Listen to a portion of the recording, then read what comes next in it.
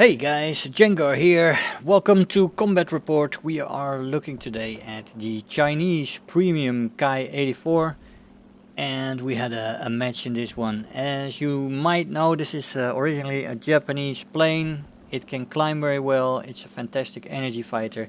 It can boom and zoom. It has good top speeds. It has great guns. So it's a plane that is very competitive in the energy fighting role, and we've climbed to altitude around 6,500 meters, and we are right now diving down on the F-82. There is two twin Mustangs on high altitudes, and I want to try to eliminate those without putting myself in too much danger, because you know, a head-on with one of these things is going to be devastating. We got a good hit on him there, shooting on the right wing here, and we kept going as I was hitting actually, and that was enough to take the plane down. Now I'm slowly looking around me now, trying to keep situational awareness here, keeping an eye out for potential planes that were out of the perimeter, not visible yet. See if they would come in. I don't see anything right now, so I'm gonna try to dive on the F-82 here. And he seems to be diving as well. He's trying to run away. As you see, we are speeding up quite quickly. I'm trying to scan a little bit here while I go down here again, trying to scan to see if something might pop up, because I am losing pretty much all the altitude here if I want to get this guy. Twin Mustangs can be terrible planes in the hands of good pilots, so I want to take them down.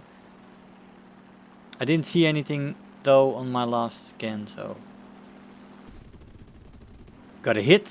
Unfortunately, nothing more. Sometimes you can take these pot shots. You gotta make sure that you're in the flight path of the enemy plane, like here. We just miss it. Not enough lead there, but it was close because we made him move quite a bit. We're doing a scan here again, trying to look at what's behind us. Nothing here. Close to the airfield. I want to turn around. I don't want to get into the guns of the airfield. He turned around immediately as well, so we're trying to get a little bit altitude here. We have the better energy fighting capabilities compared to this twin Mustang, and we're moving away from the airfield a little bit again, so I'm gonna try to see if I can energy trap him here. Turning in right above him, he already slowed down from the turn, so I'm now gonna go into a spiral climb. He opts not to do that because he probably would lose too much energy if he would come after me, so he dove down, made a split S, and I'm now following on his tail. We're still close to the airfield. He's trying to move back to that airfield, and we get a crit and a fire right here. I want him dead now. I don't want him to put the fire off and get back to the airfield. I'm gonna dive down again. I'm seeing some gullies here on the right side. If you saw it while we move there, this aim is not quite correctly, but we get him there on the right wing. I'm gonna dive into these gullies here, these rivers, which brings me below the reach of the enemy airfield guns, allowing me to escape fair and square.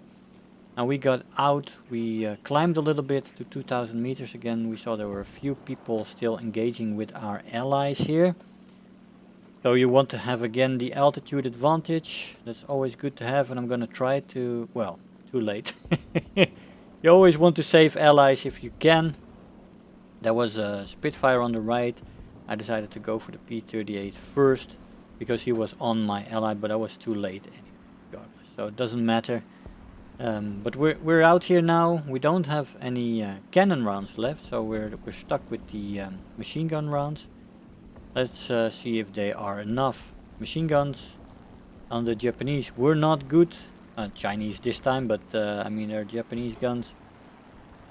Were not good for a long time. I heard they've been fixed, but this is still in the old days. This is from quite a while ago since I had this match. So yeah, it's an L, the P-38L. It's quite a nice plane coming from the higher altitude, but he's low and slow now. So I should have the advantage here, both in maneuverability and engine fighting capabilities. So we're gonna see if we can outmaneuver him here and get a good shot on the machine guns. Yeah, he's definitely stalling out right in front of me. Not quite there with the shots, but we do get a crit.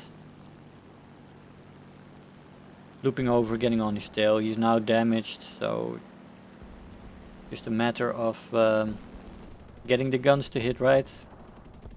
We're doing a lot of damage on his elevator surface there, just getting a hit from that. But we saw the shots landing there. Just rolling over again, trying to get close. I have 140 rounds left. We're seeing a dot there right in front of us coming from the airfield. We're on a timer now, because that's the Spitfire that went back to the base. And if he gets the jump on me, I'm gonna be in trouble. So this is gonna be the last time I can approach this guy. Otherwise I'm gonna be in danger from the other plane. You don't want to stick too long on a target like this. Come on. Get him. Got some more on his elevator target surface there. We're turning away now, trying to get some speed. Trying to build some speed up. That's why I'm going into this gully, so I don't have to come up. I want to come down a little bit. Get some acceleration going. I can out accelerate the Spitfire here eventually in this Ki-84. So we did do that. We got a little bit of altitude on our belt. We went back to the airfield and we reloaded on ammo, as we had almost no ammo left. So here we are, and this Spitfire is now coming up for me. He is trying to go underneath and probably try to maneuver with him. I'm going up to just, you know, quietly see what's happening. I don't want to roll in after him. The Spitfire is dangerous in turn fights. I'm the better energy fighter, the better boom and zoomer, but I'm definitely not the better turn fighter. So got to be careful there. We've got an ally here as well who's trying to get him. So we have to make our shots count if we want to get this kill. We do get a crit there. We're making a high yo-yo here, turning around again and trying to get back on his tail. Often the best way to do this on lower altitudes against turn fighters, and we do get the easy shot there as he comes up to see where I was. I don't know what kind of camera control he had, that guy, but it seemed like he didn't quite see where I was. Or he overestimated his turn time and his energy state right there, as he couldn't get the targets on me. We're going for a few ground targets as we come through here. I don't exactly remember if we're waiting on the timer or if there was a last plane somewhere alive on this map. But it seems like we're going for a few more ground targets here. And get some more RP and SL in the bag. Always good to do some of this while you're waiting or looking for the last plane. Probably a bomber out there somewhere that is eluding us. And then you just want to get the tickets down and make sure that you win the match from tickets when the timer runs out. So there he goes, there's finally happened, timer ran out, 4 kills, 9 ground targets, fantastic score there. So we have been climbing again. As you see, there's a few J2Ms, which are a good Japanese plane on the higher altitudes that can pose a problem. I wanted to get a shot on the B-25, but just a hit. I'm just not gonna go after him. Don't want to be in his rear gunner sights. So I'm gonna go up and make sure that I get some altitude back from the energy that I wasted on that shot. Basically, probably shouldn't have made that shot to be fair. But anyway, I see that those other high altitude planes are engaged right now, and I see this Mustang here in the clouds. These are the old clouds, by the way, otherwise I would not have been able to see him in the current cloud situation. That was for the old days. If they were not too far into the clouds, you could see them, and if they were far away, you could see dots in the clouds. That was the old setup. These days you can't do that anymore. I would probably have been able to follow this smoke trail though, even with the new clouds. So we're gonna get a shot in here, and we got the Mustang out of the way. Swedish Mustang, by the way, and we want to get back some altitude for these guys who are fighting in the distance. We close that gap, and we're going to try to help the Ki-84 here with this P-47. I'm in the clouds. The cloud matches are always easier when it comes to that, especially when you have allies in the neighborhood who are spotting for you. Then it's an easy kill, as the other person will not see you coming. They can only hear you coming. That's why it's important that you fly without playing music in your ears, because then you will not be hearing these things. I've been saying that for a while, but I know it's pointless with some people like to fly with music. And it's fair enough, you can solve a lot with with just your eye-to-eye contact. But the hearing can be quite important, especially when there's a lot of clouds, especially these days with the new clouds. That is even more important. Now here there's 2 planes. I take the second plane. You never want to take the first plane in a setup when there's 2 enemy planes after each other, because then you will be in the guns of the plane that comes second.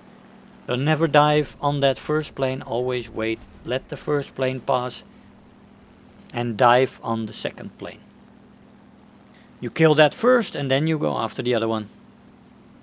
Otherwise you put yourself into too much of a risk. You never want to do that. That is not a good idea.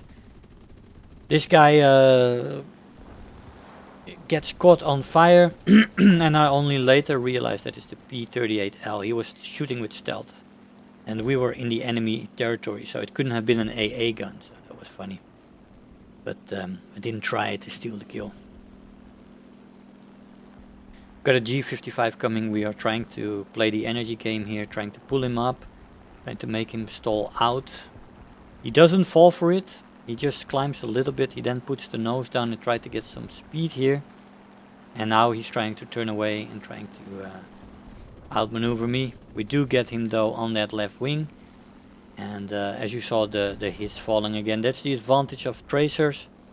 You can see things happening. Stealth is good when you have a caliber of gun for a certain nation automized. If you completely down with that and you can find the aim with no problem, then you can use stealth and you have the surprise factor, which is worth even more in the end.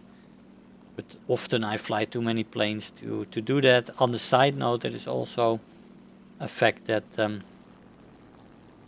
stealth is not very nice for people to look at for the footage, right? They don't exactly see where the shots fall. But anyway, it's my personal preference often is when you master a certain caliber and you got the aim completely down and you played enough to have that automatic, then you definitely should use stealth belts. They are often the better belt because of that surprise factor. Now we surprised this P-47 coming from the airfield as he went back to the airfield first, so we had to wait for him.